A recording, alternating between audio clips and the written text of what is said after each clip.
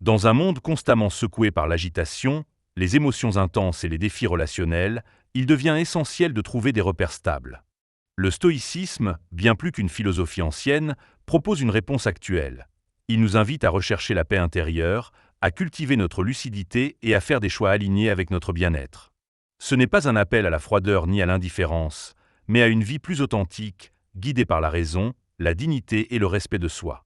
L'une des leçons les plus puissantes que nous enseigne cette sagesse est qu'évoluer exige parfois de nous détacher, même de ceux que nous aimons.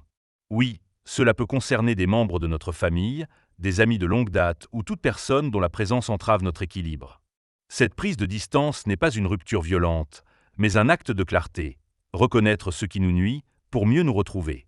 Dans cette vidéo, nous allons explorer 11 signes révélateurs qu'une relation n'a plus sa place dans notre vie.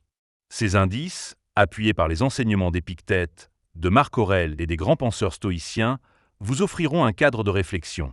Car parfois, ce n'est pas l'amour ou la loyauté qui doit guider nos choix, mais la vérité intérieure et la nécessité de préserver notre tranquillité d'esprit.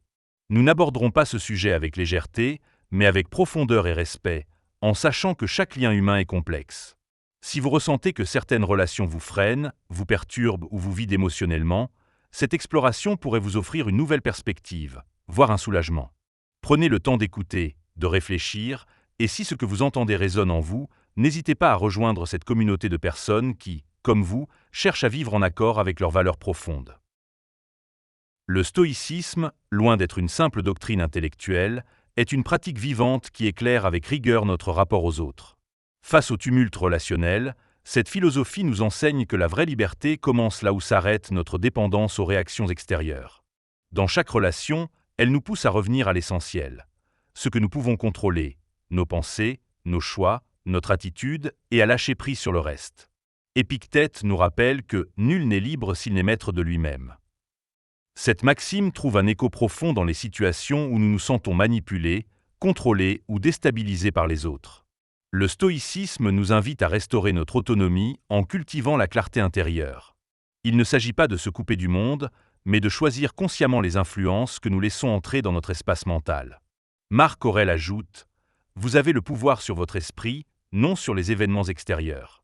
Réalisez cela et vous trouverez la force. » Dans les relations marquées par les conflits émotionnels, colère, jalousie, ressentiment, cette sagesse agit comme un rempart. Elle nous enseigne que la paix ne vient pas de la correction de l'autre, mais de la maîtrise de soi. Nous ne pouvons pas empêcher les autres de réagir ou d'être toxiques, mais nous pouvons choisir comment nous positionner face à ces dynamiques. Les stoïciens ne prêchent pas l'indifférence, mais la lucidité. Ils ne nous encouragent pas à fuir, mais à discerner. Ce discernement, appliqué aux relations, devient un outil de libération. Il nous aide à reconnaître ce qui nous élève et ce qui nous tire vers le bas. Il nous pousse à nous interroger sur le respect mutuel, sur la réciprocité, sur la vérité émotionnelle de nos liens. Une relation qui exige le sacrifice de nos valeurs, de notre tranquillité ou de notre autonomie est, pour le stoïcien, une entrave à la vertu. Et la vertu, cette cohérence entre nos pensées, nos actes et notre éthique, est au cœur de cette philosophie. Vivre stoïquement, c'est donc apprendre à dire non à ce qui nous détourne de notre intégrité. Ce cadre ne transforme pas seulement notre manière d'aimer, de nous lier ou de rompre, il redéfinit notre dignité. Il nous libère des illusions entretenues par la peur de décevoir ou par le conditionnement affectif. Il nous apprend que la fin d'une relation n'est pas une défaite, mais parfois une victoire sur soi-même. La décision de rester fidèle à ce que l'on est, au lieu de se perdre dans ce que l'autre exige.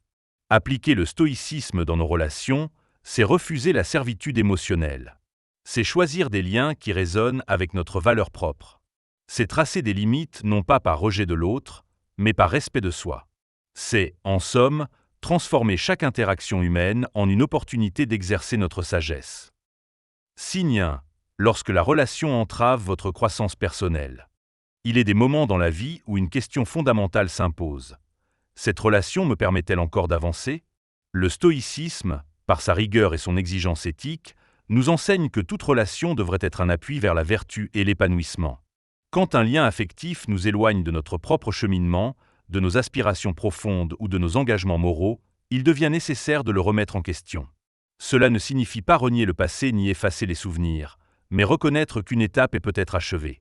Cette lucidité exige une introspection honnête et souvent inconfortable.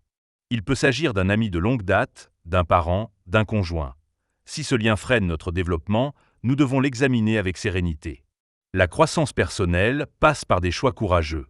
Les relations toxiques nous retiennent, parfois sans bruit, par habitude, par culpabilité ou par peur.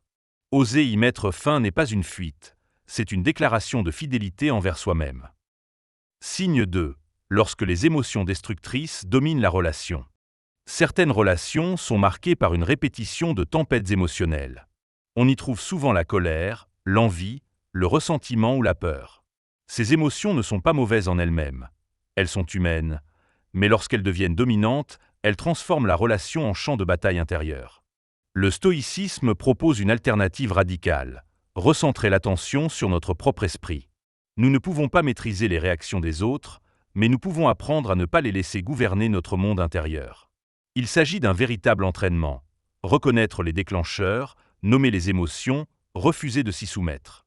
Dans un lien sain, les désaccords ne deviennent pas des blessures ouvertes. Quand les émotions destructrices sont la norme et non l'exception, la relation cesse d'être un lieu de croissance.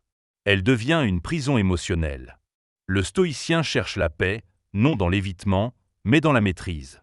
Cette paix est incompatible avec une relation qui, jour après jour, le pousse dans le déséquilibre. Signe 3. Lorsque vous êtes manipulé ou contrôlé. La liberté intérieure est au cœur de toute démarche stoïcienne. Elle n'est pas seulement un idéal, mais un impératif. Vivre, c'est se gouverner soi-même. Lorsqu'une autre personne exerce sur nous un pouvoir constant, qu'il soit direct ou insidieux, nous devenons étrangers à notre propre volonté. La manipulation peut prendre de nombreuses formes. Infantilisation, inversion des responsabilités, culpabilisation constante ou encore promesses conditionnelles.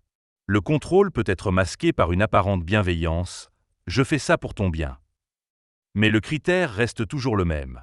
Ai-je encore le droit d'être moi-même dans cette relation ? Le stoïcien refuse la soumission affective. Il ne cherche pas à dominer l'autre, mais il exige que personne ne prenne possession de sa conscience. Lorsqu'un lien devient un terrain de contrôle psychologique, il faut savoir rompre. Non pas dans un esprit de revanche, mais pour restaurer la justice envers soi. La relation devient alors un obstacle à la vertu, et donc à la vie bonne. Signe 4. Lorsque la relation fait plus de mal que de bien. Parfois, un simple constat suffit. Cette relation me fait souffrir. Elle ne me fait pas simplement traverser des difficultés, ce qui peut arriver dans toute relation. Elle m'épuise, elle me diminue, elle me blesse plus qu'elle ne m'apporte. Le stoïcisme, qui valorise la raison et la lucidité, nous invite à ne pas minimiser ses ressentis. Une relation toxique n'a pas besoin d'être violente pour être destructrice. L'absence de soutien, les critiques constantes, le silence méprisant ou la pression émotionnelle sourde sont des formes subtiles mais puissantes d'agression. Ces relations vident l'esprit, brisent l'élan vital et étouffent la créativité. Elles nous éloignent de nous-mêmes.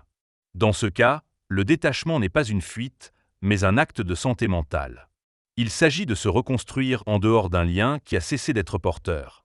Le stoïcien ne cherche pas la facilité, mais la vérité.